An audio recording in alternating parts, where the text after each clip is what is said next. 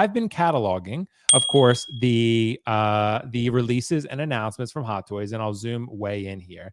I've been cataloging the releases and announcements for Hot Toys for 2023 thus far. This is the first year that I've done this. I saw some people asking for like a whole catalog of when things are going to be released and so forth. I haven't done that yet because that would be a lot of work. That would be like with changing windows and timelines and stuff like that. That would just be a lot to catalog. But I have cataloged the releases and announcements so far. So far we have 11 Star Wars announcements halfway through the year, 19 Marvel, 5 DC, and 3 Back to the Future. So that's the only other IP besides the big 3 that you have seen. DC obviously lagging pretty far behind, and Marvel still clearly the cash cow, despite there being a lot of hype for Star Wars. Those are releases rather. So for announcements, Marvel's still in the lead, 14, 10 to 10. So this is actually pretty even. A lot of it DC, though, is Batman. We talked about this. Almost all of it is Batman. There are a few DC's stuff now, like Supergirl and Flash and so forth, that have been announced that are not Batman, but a lot of DC stuff going on. That said, I want to ask you guys, on a scale of 1 to 10, Kiko, how would you rate the first 2 quarters of the year for Hot Toys thus far? I mean, because you can see here we have about 39 releases or so, and then we have about 39 announcements. So we're pretty much dead even as far as my data is concerned. And we've had some pretty good ones, and some pretty good releases. Kiko, how would you score this on a 1 to 10 so far for the first 2 quarters for Hot Toys? It's a good question because it varies depending on what you are into. Because if you are a DC fan, you're probably like, wow, releases are a little light this year. Don't really got a lot to go on. If you hate Batman and you're only like a Superman person, you're like, wow, I'm really not having a good time. So I think it really depends on what you're excited about. But overall, as a business model, I'm going to say like an 8, mainly because they've put out some really, really good figures.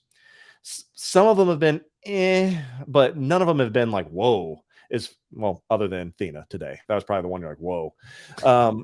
But overall, I'm like, okay, they're giving me things I want. Some things are coming out a lot sooner than we had anticipated. I think that's a huge win, such as Crosshair showing up a lot earlier, like an entire quarter more than we wanted. Wanda came out, which I'm happy about. I'm super happy about that. And, the other Wanda's right around the corner. So I'm real excited about that. As far as announcements, those are the only things that are a little bit concerning, only because can you keep up this pace? And, they are getting into the catalog of of the things that were pre-ordered or revealed 2 years ago. Okay. They have obviously announced a lot more now. So will they be able to keep up the production level that they currently have and the quality of that production in 2 years when some of these new announcements are officially released? That's the big question you need to ask. But I'm happy with what we got. I don't think there's anything that I'm like, damn, where's Wanda? Because I got Wanda. That's the one thing I wanted. That was the big thing that I was really hoping to show up. But are you satisfied? Yeah, as a consumer, I'm satisfied. I have scratched my itch. We've had all the Bad Batch figures revealed. Half of them have been released. That's fantastic. If you're a Batman fan, you're eating good. I mean, think about all the things that you have to come from the Batman, world. That's awesome. And if you're Star Wars, pretty much the only miss I would say is maybe, and I don't think we talked about this, is the IG-12 and the accessory pack. I think that's the only thing that is a miss from Star Wars. Everything else is pretty good. Even if you don't like Reva, it's a pretty phenomenal looking character, and I think it's going to turn out pretty good. So I'm going to give it an 8 out of 10 because I'm happy with reveals and releases. Is that fair? Yeah, that's fair. I mean, I would say overall, Kiko, too, we haven't even really seen Mando season 3 stuff yet. So, all you got is the IG-12. Like Dean had mentioned earlier, you're probably going to get Praetorian Guards. You're probably going to get another Mando somehow. You're probably going to get another Bo-Katan. So there's going to be, Moff Gideon, that cool suit. So there's probably going to be Star Wars figures to be had from Mando.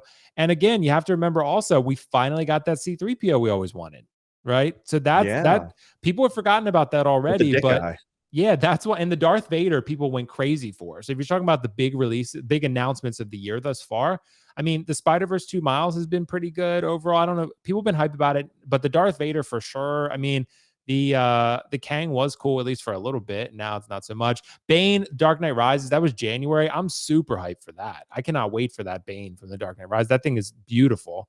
The Clone Wars Obi-Wan, people were waiting a long time for that one. The Andrew Garfield Spider-Man, the diorama base with Lizard. I mean, there's a lot of good stuff on there. And as far as releases go, I mean, we got Shang-Chi, Iron Man Mark 1, DeLorean. I mean, you got a lot of good stuff on here. So, I mean, I'm going to throw one more thing out there before Carnage. Dean jumps in, Yeah. is that people have been clamoring for more vehicles, and not only have we had more actually released or revealed, but we've actually had, I'm sorry, released, but things are revealed. You're getting the 89 Batmobile. You've gotten all these different types of like speeder bike things from the Clone Wars, the DeLorean release, which is fantastic. And so if you are into bigger purchases and bigger vehicles and things like that, I think it's a great win. Well, think of it this way, Dean, before I let you jump in, is like, if Hot Toys maintains this pace, right? The data that I had from what people told me, they buy generally somewhere between 1 and 7 Hot Toys per year with their budget, right? We've had 39 releases thus far this year already. So if you're tracking pretty close to that, we're close to 80 releases maybe by the end of the year, right? And you can only buy 7 of those tops, right? Think about what that's going to do to the market.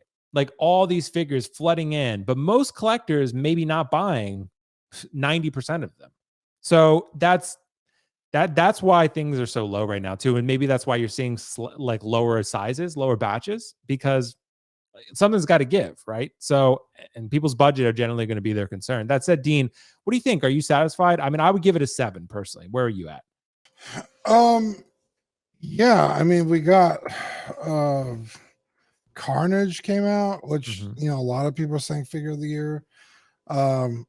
Moon Knight, Kiko just said it might be figure of the year. The DeLorean was not without its issues. Right. They seem to have sorted themselves out. I don't know if that was a batch 1 thing or what, but then you got figures like the Mando Luke that people absolutely love.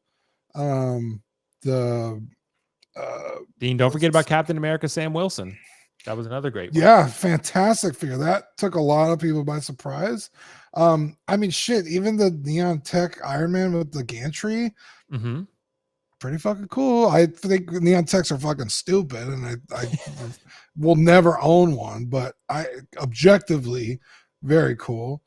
The Bad Batch figures that have come out, I mean, wins. Yeah, I think in terms of releases, an absolute banger of the year. In terms of the announcements, like you said, the Vader from Obi-Wan, that people have been wanting a battle damage Vader for as long as I can remember. The C-3PO everyone wanted. That alone is a 10 out of 10 year. I'm not even kidding. I've been waiting for that C-3PO forever. So yeah, I'm at like honestly like a 8 or a 9 for the year, like averaging both releases and announcements. So yeah, I think it's a pretty solid year.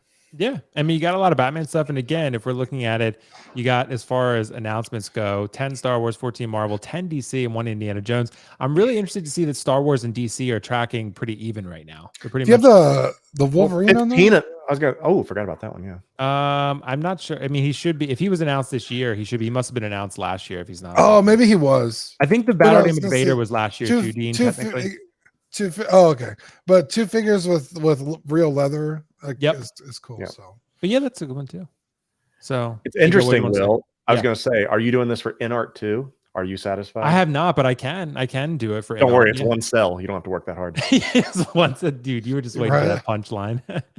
Yeah, dude. Honestly, I should track InArt. That's a good point. I will. Maybe I'll have to go back and do it because you're right. It's one cell. So yeah, but I got to look up, Kiko. I know you might have it. We can connect on it, but like the original like release and announcement dates and everything, like what they planned for and like when they went up for PO and stuff like that. Because I mean, Pennywise went up a while ago, as did Gandalf, but they should be coming pretty soon. But guys, let us know your thoughts in the comments below about what you think. Hot Toys first 2 quarters so far. Again, I think it's pretty interesting data to analyze there. I'm gonna say a 7. So Dean, what was your overall score? Like an 8, you said, right? Yeah, like an 8. 8, and Kiko's around an 8. So yeah, I think we're all pretty happy overall. So I think it should be pretty exciting.